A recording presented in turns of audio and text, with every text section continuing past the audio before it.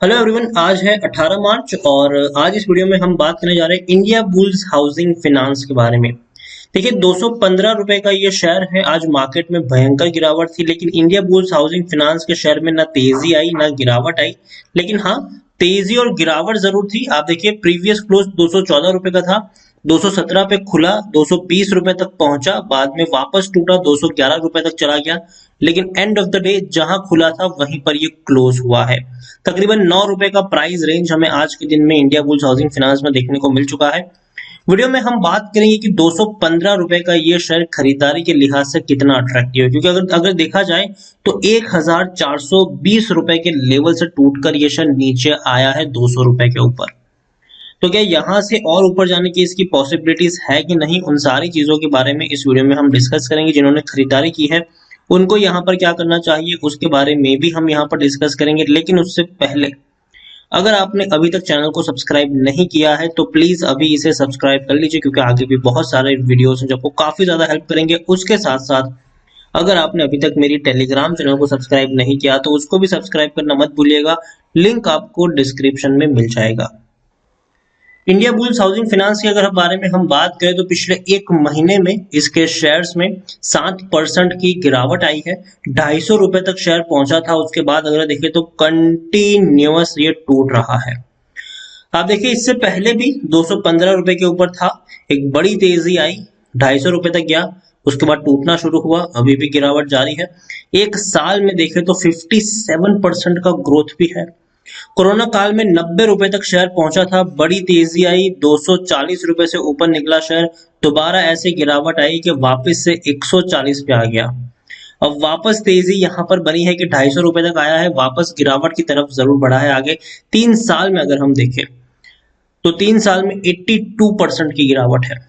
आप देखिए, 1375 रुपए से टूटकर नीचे आया है। और ये जो कंटिन्यूअस गिरावट बनी थी उसका सीधा सीधी जो वजह थी वो ये थी कि इनके ऊपर कई सारे एलिगेशंस लगे थे कॉर्पोरेट गवर्नेंस के, और कई बार दिल्ली कोर्ट में इनकी खिलाफ हायरिंग्स भी हुई थी।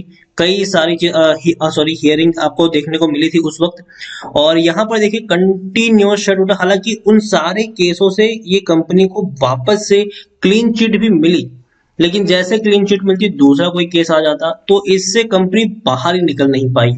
और जब से डीएचएफएल वाला कांड हुआ है, लोग अब इन ऐसी कंपनियों में डरने लगे हैं। और ये भी एक एनबीएफसी ही कंपनी है, तो डीएचएफएल के डर ने यहाँ पर ज्यादा काम किया और शेयर टूट के बिखरना शुरू हो गया, जो अभी भी ऊपर नहीं उठ पाया है। आप देखिए, मिड कैप शेयर है, 10,130 करोड़ के आसपास का इसका मार्केट कैप है। एनएससी में देखिए तो तकरीबन 1 करोड़ 80 लाख के आसपास के इसके वॉल्यूम ट्रेड्स है। अगर हम बात करेंगे शेयर होल्डिंग की तो 21.70% की होल्डिंग प्रमोटर के पास है, लेकिन म्यूचुअल फंड एफआईएल्स ने बड़ा गेम खेला है यहाँ पर। आप देखिए, दिसंबर क्वार्टर में बड़ी खरीदारी हुई है एफआईएल्स और म्यूचुअल फंड के द्वारा। 27.95% की एफआईएल्स की होल्डिंग 32.16% तक पहुंच चुकी है। म्यूचुअल फंड की 0.33% की होल्डिंग 2.17% तक पहुंच चुकी है। तो आप देख रहे हो, तेजी आई है दोनों में, बढ़िया रैली यहाँ पर बनी है, बढ़िया तरीके से इन्होंने खरीदारी करी है। तो ये एक बहुत अच्छी बात है। इंश्योरेंस कंपनी ने अपनी होल्डिंग को मेंटेन रखा है, 9.92% की होल्डिंग मेंटेन है इनकी। तो ये भी अगर देखा जाए तो एक तरीके से बड़े फंड हाउसेस का अभी भी भरोसा यहाँ पर बरकरार है, इवन ज्यादा भरोसा जताया है। एक और चीज है, प्रमोटर का एक भी शेयर गिरवी नहीं है, लेकिन हाईएस्ट पब्लिक शेयर होल्डर में एक बहुत बड़ा नाम है एलआईसी। 9.91% की एक बहुत बड़ी होल्डिंग एलआईसी के पास है, और इंडिविजुअल इन्वेस्टर होल्डिंग भी 19.48% है। डिविडेंड 300% का पे किया है 2020 में। अगर हम देखें तो पर शेयर आपको 6 रुपए का डिविडेंड इन्होंने पे किया था। इंडिया बुल्स हाउसिंग फाइनेंस को लेकर अगर कुछ खबरें की बात करें तो सबसे पहली जो खबर थी वो यही थी कि इंडिया बुल्स हाउसिंग फाइनेंस ने राणा कपूर जो थे, यस बैंक के को फाउंडर थे, उनकी दिल्ली में जितनी प्रॉपर्टीज थी उसको बेचकर 114 करोड़ रुपए वसूल लिए हैं। हम सब जानते हैं कि इंडिया बुल्स का इंडिया बुल्स में और डीएचएफएल की जो दिक्कत हुई थी, एक बड़ा पैसा इनका भी फंसा हुआ था। तो इन्होंने भैया रिकवरी करी है, वो देखो 114 करोड़ रुपए इन्होंने वसूल लिए। राणा कपूर की जो दिल्ली में प्रॉपर्टी थी उसको बेचकर इंडिया बुल्स हाउसिंग फाइनेंस ने 114 करोड़ रुपए वसूल लिए हैं। तो इंडिया बुल्स के लिए तो बड़ी अच्छी बात है, ये राणा कपूर के लिए अच्छी बात नहीं होगी। यहाँ पर एक और चीज थी, इंडिया बुल्स हाउसिंग फाइनेंस ने 1090 करोड़ रुपए की फंड रेजिंग करी थी और फॉरेन करेंसी कन्वर्टेबल बॉन्ड के द्वारा, तो अच्छी खासी फंड रेजिंग भी यहाँ पर हो गई। उसके अलावा आईआईएफएल सिक्योरिटीज के द्वारा इंडिया बुल्स हाउसिंग फाइनेंस में खरीदारी की सलाह है और 260 रुपए से भी ज्यादा का टारगेट प्राइस देखने को मिल रहा है। टेक्निकल रेटिंग अभी अच्छी नहीं है, न्यूट्रल है। रीजन सिंपल है, डाउन ट्रेड है, मार्केट टूट रहा है। तो भैया डेफिनेटली जब मार्केट टूटता है तो ऐसे टूटते हुए मार्केट में लोग जनरली जो रिस्की शेयर्स होते हैं उससे ज्यादा निकलना पसंद करते हैं, उसमें से निकलना पसंद करते हैं, बल्कि और फंडामेंटली जो स्ट्रॉन्ग शेयर है, जो मार्केट लीडर है, उसको चुनना ज्यादा बेहतर पसंद करते हैं। तो वही चीज अभी देखने को मिलेगी आपको यहाँ पर कि गिरते हुए बाजार में लोग मार्केट लीडर को चुनेंगे, ना कि उस सेक्टर की वीक कंपनी को। इंडिया बुल्स एक समय का मार्केट लीडर था, अभी देखें तो थोड़ा सा वीक जरूर पड़ रहा है ये। एक और चीज है, according to Moneycontrol user अगर आप देखेंगे तो 89% लोग आपको खरीदने की सलाह दे रहे हैं, 7% लोग बेचने की बात करें, 4% लोग होल्ड करने की नसीहत दे रहे हैं। मतलब 93% लोगों का यहाँ पर पॉजिटिव व्यू है।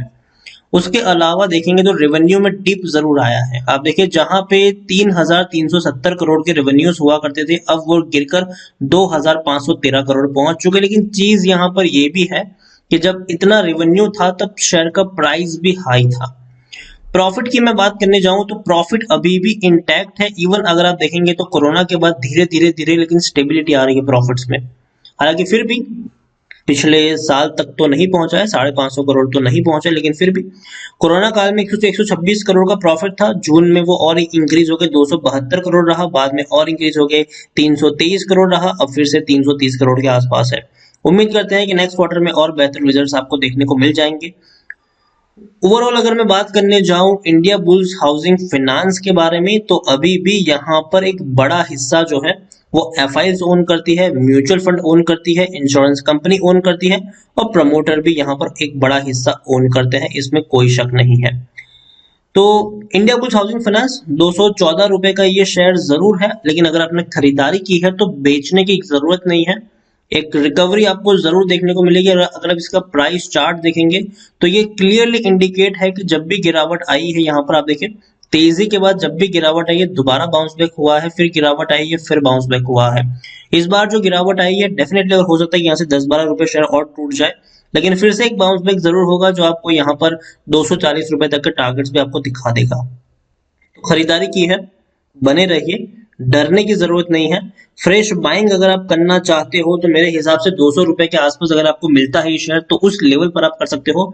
थोड़ी सी गिरावट अभी भी आ सकती है, लेकिन 200 रुपए के आसपास अगर आप खरीदारी करते हो तो डेफिनेटली आपको लॉन्ग टर्म में थोड़ा सा अच्छा रिटर्न यहाँ पर जरूर मिल जाएगा। तो इंडिया बुल्स हाउसिंग फाइनेंस खरीदारी की है तो बने रहिए, बेचने की जरूरत नहीं है। लेकिन हाँ, इसका मतलब ये नहीं है कि गिरावट नहीं आएगी, थोड़ी सी गिरावट और यहाँ पर आ सकती है। हो सकता है कि 8-9 रुपए शेयर और भी टूट जाए, लेकिन वहां से एक अच्छी रिकवरी भी आपको दोबारा से देखने को मिल जाएगी। लेकिन जो इसका प्राइस चार्ट है वो ऐसा ही रहेगा, एक रिकवरी आएगी, फिर गिरावट आएगी, फिर रिकवरी आएगी, फिर गिरावट आएगी, फिर तेज आएगी, फिर गिरावट आएगी। तो यहाँ पर आप ये कर सकते हो कि 250 रुपए से ऊपर शेयर निकले, प्रॉफिट बुकिंग कर लो, वापस 15-20 रुपए टूटे फिर से खरीदारी कर लो। इस तरीके का ही गेम आप यहाँ पर खेल सकते हो अगर आप इंट्राडे ट्रेडर्स हो तो। लेकिन लॉन्ग टर्म की अगर आप निवेश के बारे में सोच रहे हो तो 200 रुपए से के आसपास अगर शेयर मिले तो थोड़ी सी क्वांटिटी ऐड करो, फिर वेट करो, गिरावट आए दोबारा क्वांटिटी ऐड करो, वेट करो, गिरावट आए दोबारा क्वांटिटी ऐड करो। इस तरीके से आप यहाँ पर प्ले कर सकते हैं। देखिए बर्बाद होने वाली कंपनी मुझे तो नहीं लग रही है। लोग कहते हैं दूसरा डीएचएफएल बनेगा, तो जी नहीं, ऐसा तो नहीं होगा कि दूसरा डीएचएफएल की तरह ये कंपनी बर्बाद तो नहीं होगी। लेकिन हाँ, थोड़ी दिक्कतें जरूर आएगी अभी भी इनके लिए, लेकिन कंपनी जूझ रही है। कंपनी ने फंड रेजिंग भी करी है, कंपनी ने भैया राणा कपूर की प्रॉपर्टी को बेचकर भी बड़ा पैसा इन्होंने जुटा लिया है। तो देखने वाली बात है कि फ्यूचर में किस तरीके से टर्न अराउंड यहाँ पर देखने को मिलता है। लेकिन अभी के लिए India bulls housing finance positive trend में रहने वाला है, 250 रुपए तक जरूर ट्रेड करता हुआ नजर आपको आ जाएगा। तो वीडियो को यहीं पे एंड करूंगा। पसंद आया हो तो प्लीज लाइक करो, शेयर करो। चैनल पर अगर पहली बार आए तो प्लीज सब्सक्राइब करें, और इंडिया बुल्स हाउसिंग फाइनेंस के बारे में आप क्या सोचते हैं वो भी आप मुझे कमेंट में लिखकर बता सकते हैं। Thank you.